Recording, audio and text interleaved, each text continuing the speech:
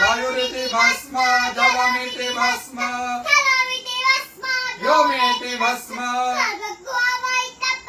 मन एतानि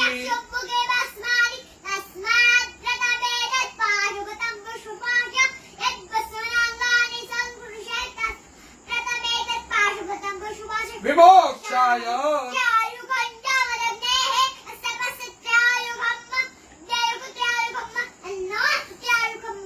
यम्बकं जजामहे उर्वारुकमिव बन्धनात् चिद्रूपिणे महामाये तिष्ठदेवी शिखाबन्धे विष्णोर्नाम सहस्राणि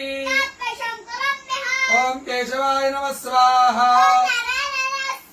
ॐ माधवाय नमः स्वाहा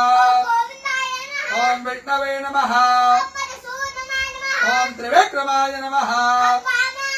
ॐ श्रीधराय नमः ॐ पद्मनाभाय नमः ॐ संकर्षणाय नमः ॐ प्रद्युम्नाय नमः ॐ पुरुषोत्तमाय नमः ॐ नारसिंहाय नमः ॐ जनार्दनाय नमः ॐ हरणे नमः ॐ प्रणवस्य ऋषिः देवता गायत्री प्राणायामे ॐ भूः ॐ स्वाहा ॐ जनः ॐ सत्याम्